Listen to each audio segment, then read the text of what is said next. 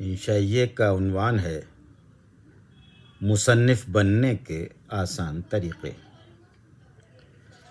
ہم نے اپنے بچپن میں سڑک کے کنارے پیلے کاغذ پر رنگین سرورق کے ساتھ چھوٹے بڑے سائز میں پتلی دبلی اور موٹی تازی کتابیں بڑی تعداد میں فروخت ہوتے ہوئے دیکھی تھیں۔ اردو اور ہندی کی یہ کتابیں ہزاروں کی تعداد میں شائع ہوتی تھیں اور ہاتھوں ہاتھ بک جاتی تھیں۔ انہیں خریدنے اور پڑھنے والے نامور ادیب، شاعر یا نقاد نہیں بلکہ عام آدمی ہوتے تھے، جن میں سوانگ، نوٹنکی، داستانیں، مثنویاں، عشقیہ قصے جیسے شیریں فرہاد، لیلا مجنوں، الف لیلہ، سوہنی مہیوال، اور ساتھ میں تاج و بہن، بھوری بھٹیاری، سلطانہ ڈاکو، شیخ چلی کے کارنامے۔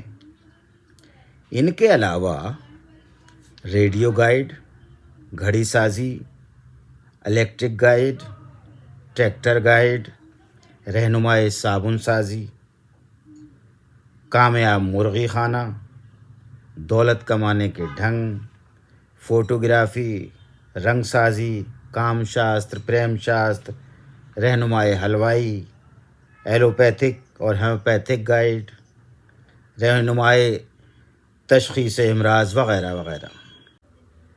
ان کتابوں کی مدد سے دنیا کا ہر کام بآسانی سیکھا جا سکتا تھا۔ نہ انجینئرنگ کالج میں داخلے کی ضرورت تھی اور نہ ڈاکٹر بننے کے لیے لاکھوں روپے ہدیۃً دینے پڑتے تھے۔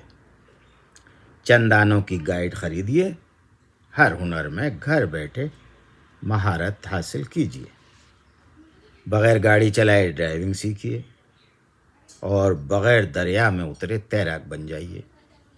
اسی طرح کی متعدد رہنما کتابوں کے مصنف پنڈت وید پرکاش صاحب شرما فیروز پوری کے متعلق پبلشر کا دعویٰ تھا کہ زبان عام فہم ہے، جس سے کہ ایک معمولی پڑھا لکھا شخص بھی ڈرائیور یا میکینک بن کر باعزت طور پر اپنی روٹی کما سکتا ہے۔ کتاب کیا ہے؟ مانو پنڈت جی مہاراج نے کوزے کو دریا میں بند کر دیا ہے۔ کتاب کی خوبیوں کا پتہ آپ کو کتاب کے مطالعے سے ہی لگ سکتا ہے۔ پنڈت جی نے شاید حال ہی کے کلام کو پڑھ لیا تھا جس میں انہوں نے ہنر حاصل کرنے کی وکالت کی تھی۔ حال ہی خود عمر بھر قلم چلاتے رہے، دوسروں کو ہنر کی تلقین کر گئے۔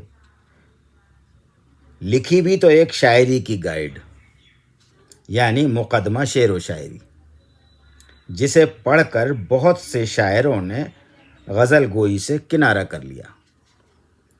حال ہی سے بہتر تو احقر موہانی تھے، جنہوں نے 12 آنے قیمت کی رہنمائے شاعری لکھ کر اس میں شعر گوئی کے طریقے بتا دیے، جسے پڑھ کر نہ جانے کتنے بے وزن شاعر باوزن ہو گئے۔ خدا جانے پنڈت وید پرکاش شرما فیروز پوری نے اس طرف توجہ کیوں نہیں دی۔ بیشتر فنون سے متعلق گائیڈ تحریر کی، لیکن شاعری سازی، ادیب سازی، یعنی شاعر بننے کے آسان طریقے، ادیب یا مصنف بننے کا طریقہ جیسی کتابیں نہیں لکھی۔ مصنف بننے کے مقابلے شاعر بننا زیادہ آسان اور سستا پڑتا ہے۔ اگر آپ کے پاس آواز اچھی ہے، یعنی اچھا گا سکتے ہیں یا کچھ تک بندی کر سکتے ہیں، تو تھوڑی ہی رقم خرچ کر کے کسی ضرورت مند بے روزگار شاعر سے غزلیں خرید بھی سکتے ہیں اور اپنی تک بندی کو جگل بندی کے لائق بنوا بھی سکتے ہیں۔ بے روزگار شاعر ہر شہر اور گاؤں میں بآسانی دستیاب ہیں۔ ویسے شاعر عام طور پر بے روزگار ہی ہوتے ہیں، گھر کی لعنت و ملامت سے بچنے کے لیے جب روزگار کی تلاش میں نکلتے ہیں تو ان کا شوق شاعری انہیں ملازمت دلانے میں حائل ہوتا ہے، اس لیے وہ ہر قیمت پر اصلاح دینے اور غزلیں فروخت کرنے کے لیے تیار رہتے ہیں۔ مشاعروں میں پڑھنے والے شعراء خصوصاً شاعرات سے اچھی رقم حاصل ہو جاتی ہے، اس لیے کہ اس غیرت ناہید کی آواز سے مشاعروں میں دیپک روشن ہو جاتے ہیں۔ بعض معروف شاعروں اور مصنفین کے متعلق تو یہ بھی خدشات ظاہر کیے گئے ہیں کہ ملک کی تقسیم کے وقت جب لوگوں نے ہجرت کی تو بے شمار غیر مطبوعہ کتابیں چھوڑ کر گئے۔ اس افراتفری کے ماحول میں خود کو صحیح سالم لے جانا ہی مشکل ہو رہا تھا۔ کتابوں کے گٹھر کون لے جاتا؟ بس جو تھوڑی بہت زبان کی شد بدھ رکھتے تھے وہ شاعر اور ادیب بن گئے۔ لوٹ کے مال میں قلمی نسخے بھی مل گئے۔ غزلوں میں مقطع قطع کر کے ہمیشہ کے لیے مطلع صاف ہو گیا۔ کلام بھی لوٹا، مشاعرہ بھی لوٹا، اور صاحب دیوان شاعر بھی ہو گئے۔ ہم نے تو بہت سے ادیبوں اور شاعروں کو ردی خریدنے اور بیچنے والوں کے یہاں کتابیں ٹٹولتے ہوئے دیکھا ہے۔ ہمارے دوست مرزا جلیل القدر خان اور عبد المفید شولہ پوری کو تو کباڑی فون کر کے اپنے ٹھکانے پر بلا لیتے ہیں کہ صاحب اردو کی کچھ کتابیں آئی ہوئی ہیں۔ مرزا کو تو نامور محقق بنانے میں کباڑیوں یا ردی والوں کا ہی ہاتھ ہے۔ ہوا یوں کہ ایک دن مرزا جلیل القدر کہنے لگے، ڈاکٹر صاحب آج کل زبان کے ساتھ ساتھ کتابوں کی بھی بڑی ناقدری ہو رہی ہے۔ ہم نے ان کی باتوں کی تائید کرتے ہوئے کہا، ہاں بھائی، زبان کو تو لوگوں نے کھچڑی بنا دیا ہے اور کتابیں پڑھتے نہیں۔ اردو کی کتابیں تو گھر میں ہی نہیں رکھتے۔ مرزا نے آہ سرد بھری۔ جی ہاں، یہی تو میں کہہ رہا ہوں، لوگ اپنے بزرگوں کی کتابیں ردی میں بیچ رہے ہیں۔ میں ردی والوں سے کئی قلمی نسخے خرید کر لایا ہوں۔ یہ آپ نے اچھا کیا، اب آپ کو ادیب بننے سے کوئی نہیں روک سکتا۔ کیا مطلب؟ ہماری اس بات پر مرزا کی آنکھیں ناقابل یقین حد تک بڑی ہو گئیں۔ ایسا لگ رہا تھا کہ باہر نکل آئیں گے۔ ارے بھائی، آپ نے ایک بار ادیب بننے کے آسان اور سستے طریقے معلوم کیے تھے، بس سمجھیے آپ ادیب بن گئے۔ جب ہم نے انہیں یقین دلایا تو ان کا دل بلیوں کیا میناروں اچھلنے لگا۔ کہنے لگے، وہ کیسے؟ دیکھیے، آپ کو یہ تکلیف تو ہے نا کہ آپ کے بہت سے دوست بہت سی کتابوں کے مصنف ہیں اور آپ کے نامہ اعمال میں کوئی کتاب نہیں۔ ہاں، یہ تکلیف تو ہے۔ جن کے پاس 50 گرام علم بھی نہیں، ان کی 50 سے زیادہ کتابیں ہیں اور ان کا شمار نامور ناقدین میں ہونے لگا ہے۔ صحیح فرمایا مرزا صاحب، تنقید اور تحقیق کا جو قاف صحیح نہیں ادا کر سکتے وہ معروف ناقد اور محقق بنے ہوئے ہیں۔ جی، کچھ لوگ تو میرا نام بھی صحیح نہیں لے پاتے، مرزا جلیل القدر خاں کہتے ہیں۔ مرزا کی اس بات پر ہم نے اپنے اندر کی ہنسی پر قابو پاتے ہوئے کہا، چلیے اس میں تو کوئی برا ماننے کی بات نہیں، مرزا ایک دم مچھلی کی طرح سٹ پٹائے۔ کیا مطلب؟ آپ بھی؟ ارے نہیں بھائی جلیل صاحب، معاف کیجئے جلیل صاحب، وہ اس کی مجبوری ہے۔ دیکھیے، جہالت کے اظہار کے مختلف طریقے ہوتے ہیں۔ بعض لوگوں کی خاموشی سے ان کی جہالت کا اندازہ ہو جاتا ہے، اور بعض کے بولنے سے ان کی جہالت پتہ چلتی ہے۔ مرزا کی سٹپٹاہٹ کم ہوئی۔ ہاں، یہ بات تو ٹھیک ہے۔ آپ مصنف بننے کے آسان طریقے بتا رہے تھے۔ جی میں کہہ رہا تھا، دیکھیے مرزا صاحب، مصنف یا صاحب کتاب ہونا زیادہ مشکل کام نہیں۔ تھوڑی جسمانی محنت کرنی پڑتی ہے، دماغی ریاضت کی قطعاً ضرورت نہیں۔ ویسے جو ادیب جسمانی قوت کے استعمال کے بعد صاحب کتاب بنتے ہیں، انہیں دماغی قوت کی ضرورت بھی نہیں ہوتی، بلکہ ان کے پاس یہ قوت کم ہی ہوتی ہے۔ میں نے محسوس کیا کہ مرزا جلیل القدر ان باتوں میں کچھ الجھ رہے ہیں۔ بھائی جان، آسان طریقے بتا رہے ہیں یا الجھا رہے ہیں؟ بس اسی طرف آ رہا ہوں۔ آپ نے بھانمتی کا نام سنا ہے؟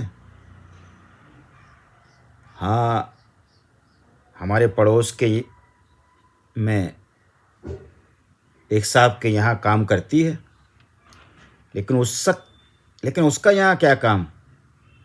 اس کا کیا تعلق اس معاملے سے؟ ارے وہ بھانمتی نہیں، کنبہ جوڑنے والی۔ مرزا کچھ سمجھ نہیں پا رہے تھے۔ اس سے پہلے کہ وہ جھنجھلاہٹ یا بوکھلاہٹ کا مظاہرہ کرتے، ہم نے وضاحت کر دی۔ آپ نے یہ کہاوت تو سنی ہوگی، کہیں کی اینٹ کہیں کا روڑا، بھانمتی نے کنبہ جوڑا۔ جی سنی تو ہے، لیکن مصنف بننے سے اس کا کیا تعلق ہے؟ مرزا جلیل القدر کو مصنف بننے کی جلدی تھی۔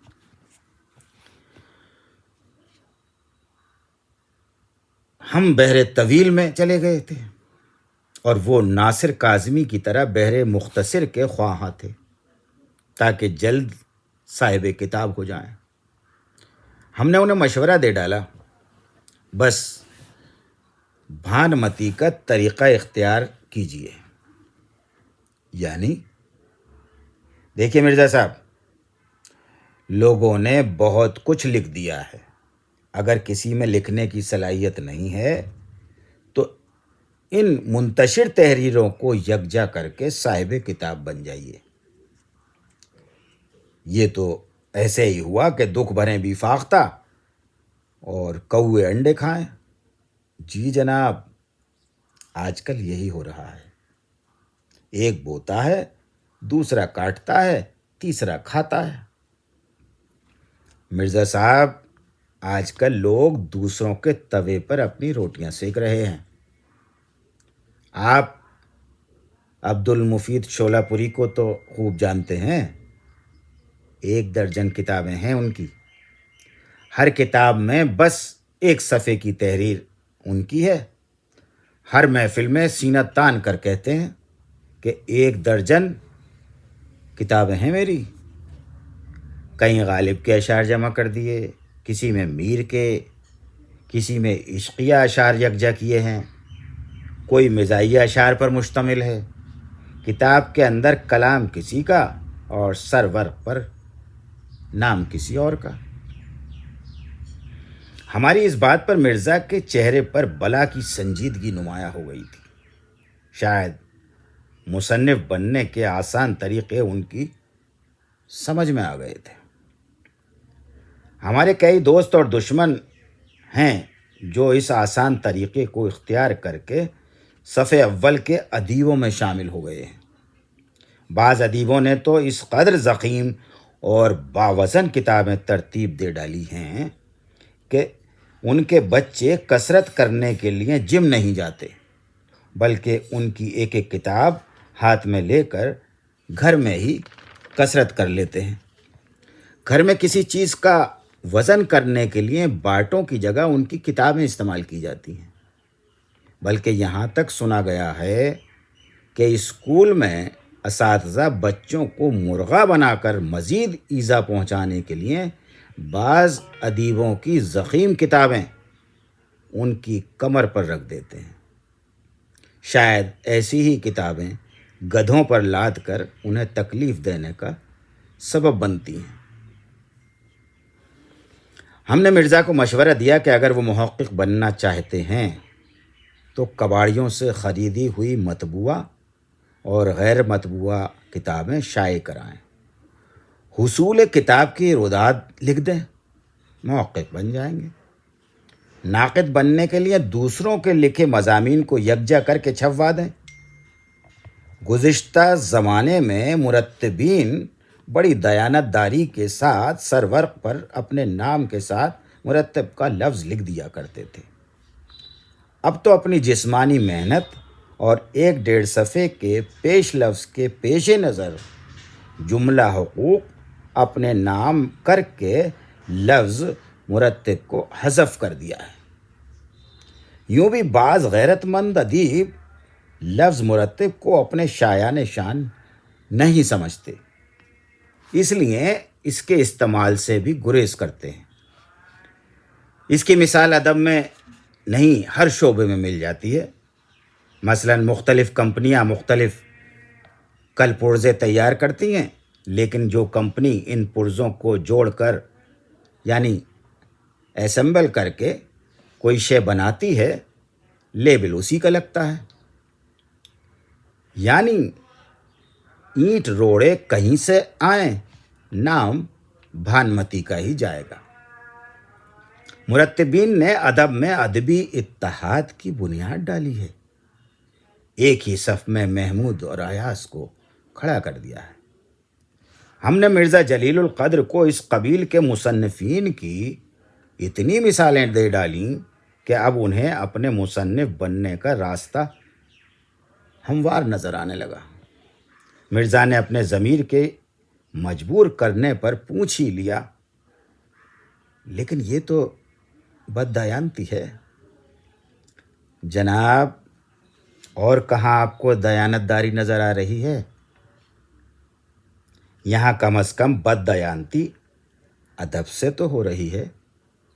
آپ جائیے اور بغیر قلم کو جنبش اور دماغ کو تکلیف دیے درجنوں کتابوں کے مصنف بن کر نامور ادیبوں کی صف میں شامل ہو جائیے۔ لوگ تو ایسی ہی کتابوں پر ترقیاں بھی پا رہے ہیں۔ ہاں، یہ بات تو ہے۔ میرا خیال ہے اب آپ کو مصنف بننے کے آسان طریقے معلوم ہو گئے ہوں گے۔ جی معلوم تو ہو گئے، لیکن ضمیر ابھی اجازت نہیں دے رہا۔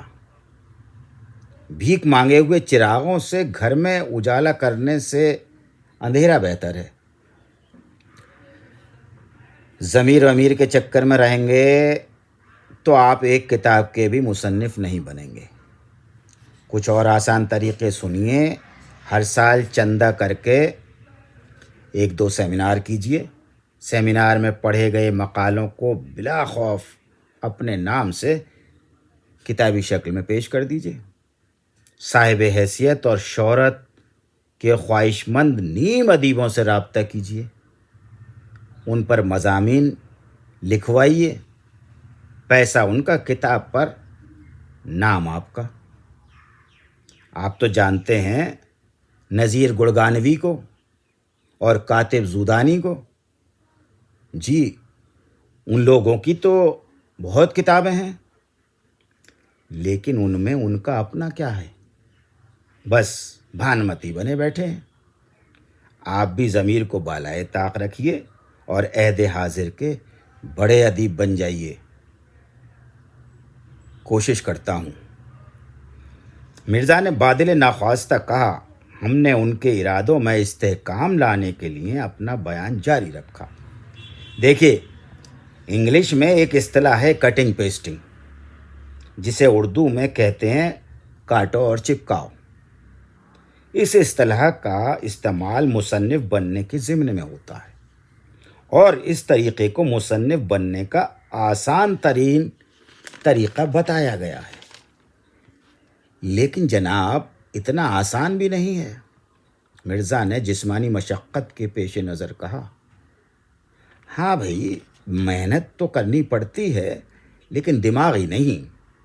میرے خیال میں آپ کے لیے یہی بہتر ہے۔ دیکھیے، صاحب کتاب یا مصنف وہ کہلاتا ہے جس کا نام سر ورق پر ہوتا ہے۔ اندر کا راز تو کتاب اٹھانے کے بعد کھلتا ہے۔ اس لیے آپ دیر نہ کریں، دکان یا لائبریری کی الماری میں رکھی ہوئی کتابوں پر تو آپ ہی کا نام نظر آئے گا، اندر کی بات سب کو کہاں معلوم ہوتی ہے۔ ہمارے مشوروں پر غور کرنے کا وعدہ کر کے مرزا جلیل القدر خان چلے گئے اور کچھ دن غائب رہے۔